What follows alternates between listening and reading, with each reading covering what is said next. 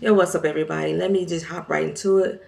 Real Housewives of Atlanta, the ghost of boyfriends past.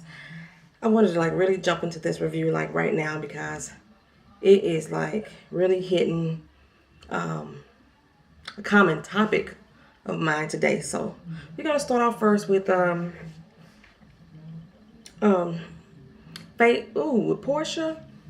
Phaedra, and Shereé. They were out just having a little lunch together. They met up at a restaurant. I don't know what was going on at the restaurant other than they were just really throwing shade on Kenya. That's what pretty much the whole lunch was about. And Kenya's relationship with Matt. And I don't know what Phaedra's fascination with camel toe is. She's really into the camel toe phase. And I'm like, Shereé, when the hell did camel toe become a good thing? I never knew it to be a good thing. But yeah, I guess I did see chicks out here buying coochie cups, trying to make their camel toe look bigger. That's some nasty shit. Y'all nasty bitches. But anywho, so it rolls right on there from to Kenya and Matt working out. I guess he's going back into his when he met her from, his personal training. He's trying to help her stay in shape. I can't with Kenya and the ass fillers. Women, please stop injecting shit into y'all motherfucking asses to make it astronomically big. It looks so ridiculous. Men who like this shit is just as shallow as women who get it, in my opinion. Those fucking ass fillers. Stop it. Please stop. And if you got it, then I'm fucking talking to you too. That shit's fucking ridiculous looking. God bless America. What is it? What? Why? Why? Plastic surgery, I think, has a purpose. The ass fillers, I think plastic surgery sometimes has a medical purpose. I'm not even too into the damn boob enhancements.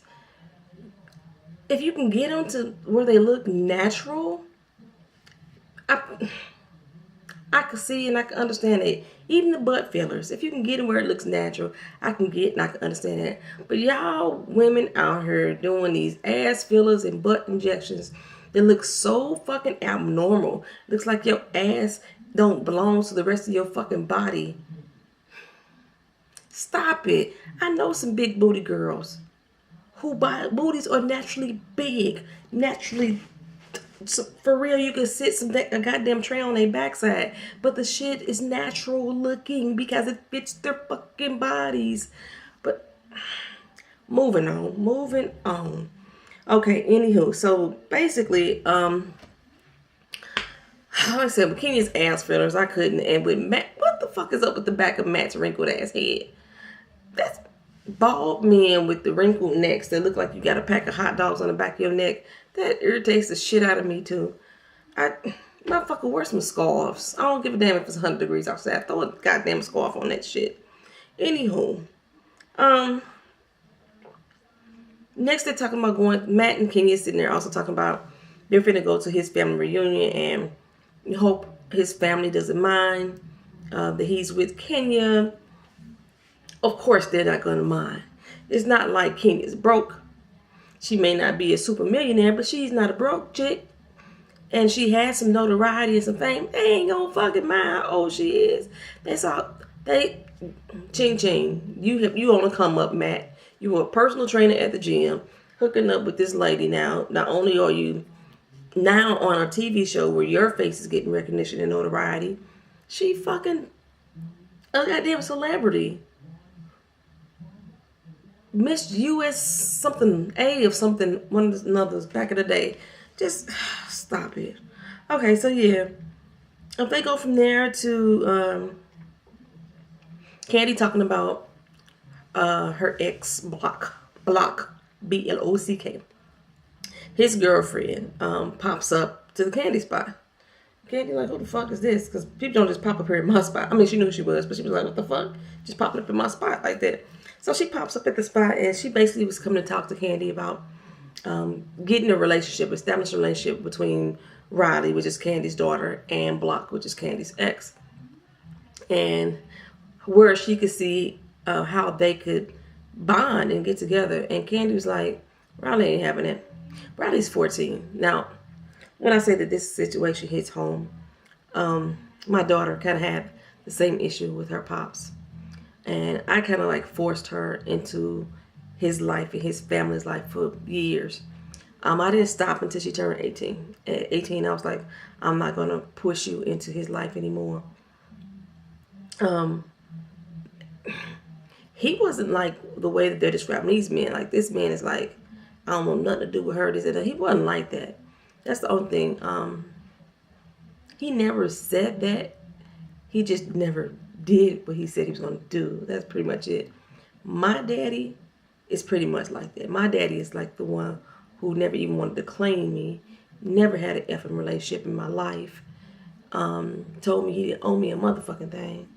And once I got older, I want to say about 25, then he wanted to start trying to claim me as his child. Whatever. But anywho, so yeah, I could understand where Kandi's saying, I ain't even try. She don't want to do it. I ain't finna make her. I understand that. So they kind of go back and forth. The one thing I hate about this is Carmen and Kwame and Don Juan are out there in the lobby talking about what Kandi should and shouldn't do and who should be the one involved in a relationship. Shut the fuck up. This ain't even none of your business. It's up to Kandi to decide what's best for her child. And I'm kind of on the side of Todd at this point. When Todd said, you know, it's not about Kandi. It's not about Kandi's relationship with Block either. It's about the relationship that Riley wants to establish. Now, she wants to establish that relationship. Who is Kandi to continue to block it, if she's blocking it at all? It's up to her to try to make it happen as best as possible. So I was on board with Todd in that situation. I'm trying to keep notes this time. So then basically they flipped to Kenya and Matt, who's going on a road trip up to Cincinnati to go meet his family at his family reunion.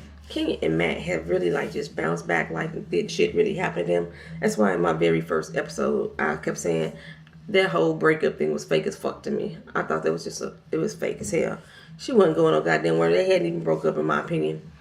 But so they basically went up on the road and she's talking about how much she don't like road trips, but she talked damn near through the whole first half of it before she fell asleep. And the dogs back in the back humping, and why these dogs ain't in no damn little pet taxi or something, pissing and shitting all on the back seat. You ain't on the road for that damn long. Them animals need to get out, run around, use the bathroom.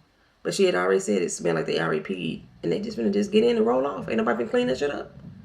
And nobody gonna clean it up. Okay, whatever. So next on, they go back to Shereé and Bob. And Bob invited Shereé over to his house. And Shereé coming in thinking like, okay, he finna make me dinner. Bob made him some nasty ass smoothies. It looked like he was putting prune juice, orange juice, some Activia yogurt with the fruit. And the fruit, Shereé already said, didn't look good. It like it was some old fruit cocktail mix that he just decided he gonna put in here and mix it all up. And that was pretty much, I guess, his dinner for Shereé. And Shereé thought it was nasty, but she gonna steady drink this shit. Women, stop doing it. If the dude ain't doing right, tell her let that motherfucker know. But yeah, she decided she wanted to try to drink it anyway. And then till Bob drunk and was like, ooh, it's some nasty ass shit.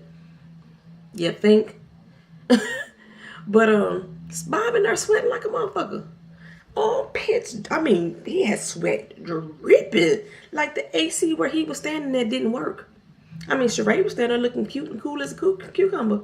But he was, I mean, sweat just pouring off him. And I'm thinking he lying about something. Even if the lie fell out his mouth and his head, he lying about something. But basically, he wanted to ask Shereé, could he move into the chateau? I mean, Shereé basically done built him a closet already. She gonna let him move back in eventually. I think so. I don't know what it is she saw in that man. Maybe because he just make her laugh, and she just like the fact that he makes her laugh. Because Bob is funny than a motherfucker. He hella funny. But all that, ooh, I couldn't do it. All that sweat, baby. Whew. Yeah, so she basically told him, hell no, we gotta work our way up to that. You know, we on a good path together. Let's not jump the gun. So Shereé is already telling me that she gonna be involved with him. She just want to take it slow. She ain't saying that so that he could possibly move back in again one day, which that I already see, that I already know. Then they go over to Cynthia and her family, and her sister Mal and her mom come over, and they want to sit down and chit chat about Peter and how he was feeling about the thing. He had been calling Mal, which is very surprising, considering him and Mal didn't get along for years, according to the editing. He didn't get along for years. So the fact that he's calling Mal in regards to missing his wife, it kind of like hits like, oh damn, he's missing me like that. But Cynthia's like, shit, I miss him too, but I can't stay in a relationship I'm not happy in. I can't stay in it. And then so she questioned her mom about her relationships, and she'd have been divorced twice. And her mom was like, pretty much, it's kind of easier for me to let go because you started taking care of me. I had everything I needed from you, so that was a lot easier. But yeah, she deserved happiness. Cynthia does deserve happiness. So they go back to Porsha and Phaedra. They meet down in the park. Of course, Phaedra got lost, but she found where Porsha was at, and they having baby talk. Yeah, Porsha has been talking about having a baby ever since she was married to Cordell. She wanted to have a baby, and I knew once our sister had the baby that she was not going to be too happy about that, and she expressed how unhappy she was about that in previous seasons. So she really pressing this issue about the baby. She brought up the fact of an old boyfriend named Todd that she was with back in her early 20s when she was like 20, 22, 24. She's not sure. She don't remember. But they were together about 4 years. I could have sworn that she got with Cordell when she was like 25, 26. I could be wrong. I don't know. Because it was so many years ago when they got together. But Porsha been 20-something since she got on the show. But she's supposed to be with this guy for like 4 years. I think she's like 30-something now, but whatever. And so she talked about that, and Phaedra like, come on, dog, you deserve better than this, trying to like have a baby with somebody that you're not in a relationship with. You deserve better than that. You deserve a happy, healthy relationship. And I agree with her. But Porsha's on it. I want a baby so bad thing that she gonna try it her way, no matter what. And why is Porsha's face though so yellow doing all these interviews? Her face and makeup is beautiful while they're filming, but when she's in the confessional, her face is so goddamn orange and light skinned yellow next to her brown body. It's just like she's getting lighter and lighter and lighter as the season's going on. And I know makeup is part of the issue, but her rest of her skin getting lighter and lighter too, but her face is like, bam, like turn on a bright light yellow in your face. I know it can't just be my TV. It can't just be my TV. And the fact that she had that choker on really showed the separation in her skin tone, which didn't, fire your makeup artist, girl. It don't look good. Okay, so then Kenya goes up to, oh, my camera battery low. Kenya goes up to, they're in Cincinnati meeting up with mom and dad and a sister for early brunch, and I guess Matt's little niece named Jordan. And the mom and dad seem too enthused to me to be meeting Kenya. Overly enthused. Like I said, they on the come up in their mind. The sister though is like, come on now, I don't like you. I'm gonna let you know I don't like you. What you doing for my brother? Ain't you too old for my brother? That's how she looking at her. And I'm sitting here thinking, bitch, ain't your brother the one that fucked up, supposedly? You acting like Kenya is the one who dropped him because she's unsure about what she wants in life. No, your brother is the one who supposedly kicked in the damn hotel room door on Kenya. Your brother is the one who supposedly messed things up. And you're grilling Kenya like she the one that got the issue. Like, girl, bye. So, yeah, moving on from there. Kandi talks to Riley about having a discussion with her dad. And Riley is like, veto on that. Veto on that for real. I mean, like, I don't want to deal with him. Why is his girlfriend coming? Why he didn't come? And that just makes it all the more reason to veto on that ass. I don't need to have no relationship. And Kandi like, well, if that's the way you feel, that's the way you feel. I'm done with the conversation, right? So now we go on to Porsha and the ex Todd. Porsha is such a beautiful fucking girl. Like I said, doing the confessional, she looked so orange and yellow, but other than that, she's fucking gorgeous. She's beautiful. And the guy, um, Todd, her ex, he kind of cute there, boy. He actually, from certain views, he kind of looked like Nate Parker did in The Great Debaters. My camera died. I told you it was dying. So I'm trying to get back to what I was talking about. Portia and the cute ex-boyfriend Todd. He's fine. He's fine, and you can tell he is like totally smitten with Portia. He can't help stop smiling. He getting this little goofy giggle on, and even when she told that man that she only wanted him for his sperm, he was still like, "Look, you deserve better than that. Let me win your heart. I think I can be the one for you, and we could enjoy a whole family together, not just you having a child and you thinking that is what family is about. If you give me the opportunity to prove that to you, you will see that it could be beautiful, me and you together." So she was like, you have to think about it. But if he comes back there and visit her more times, she'll strongly consider the option of them being in a relationship together. They look so cute together. Like I said, he looks totally smitten with her. He always has two children. She said 14 and 16. And the fact that he's even considering being with the woman that he knows is yearning for a baby um, gives him a few points for me for somebody that actually really wants to try to have a successful relationship with her. He's not afraid to try to commit to her. I applaud him for that. So now that all my notes on my phone, I'm trying to remember what the hell was going on at the end of this. So I know Shereé and Kandi ended up speaking together at the end, and they're pretty much talking about again about the fact that Black's girlfriend showed up and was trying to press the issue of Riley having a relationship with her dad, and then they go to Block and Lena. Lena is Kandi's friend, who apparently is dating RL. Um, so I guess Ariel is going to become part of the cast. They kept putting the camera on him, even though he wasn't saying a word. Lena was pretty much doing all talking, and Lena was trying to get Block to say, "What responsibility have you had taken part in for not being part of your child's life?" And this motherfucker act like he don't have no responsibility. Like it's up to this child to she'll come see me. I ain't gonna force her to come see me. My daughter's father was the same damn way. And I keep saying this to him and any other man out there. You are the fucking adult, not the child. Why should this child have to come to you to establish a relationship? You are the absentee parent. So you're the one that should be making the responsible actions to come have a relationship with your motherfucking child, not be making that child come find you. Point blank, period. So Block too. I can see why Kandi don't fuck with him.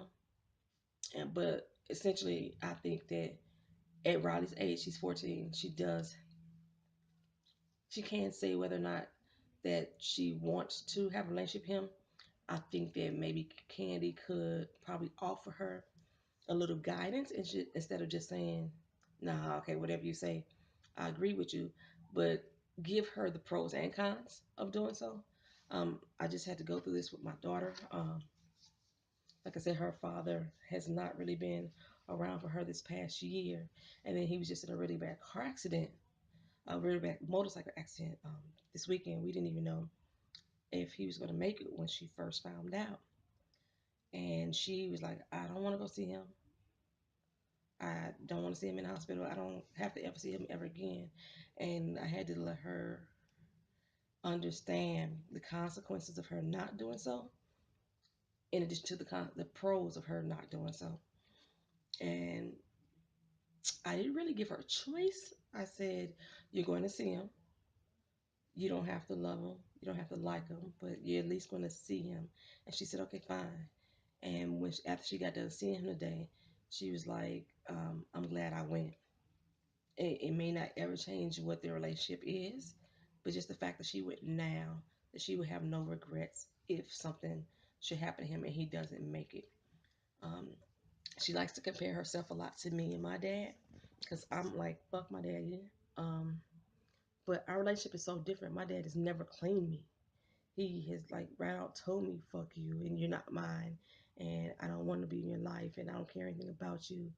And then once now I'm older, he's steady lying about this relationship he has with me. He only calls when he goes to the hospital, he thinks he's dying. Then all of a sudden he wants me around. The last time he was in that situation that I actually went to the hospital, he kept calling me my sister's name. And she was in the room. We don't even look alike. So yeah, so my daughter sees the relationship I have with my father, and I think she wants to emulate that. But our situations are different. Um, her daddy has acknowledged her. He knows this is his child. He just has not been the best father to her. My daddy has not been a father. Period. To me, there's a big difference. Um, but yeah, so because I'm on my phone now since my camera died. I told you I was having exhaustion problems with my phone, and it said exhausted. So I don't know if the battery actually died or it just exhausted because it said exhausted. Last time when the battery died, it just cut off on me. So next week you're gonna get Cynthia with Leon, and I don't know if they finna go sneak off and do what grown folks do, but that's what they were implying with the way that it did that preview. And I know that Riley's dad, Block, and Kandi are gonna have some beef.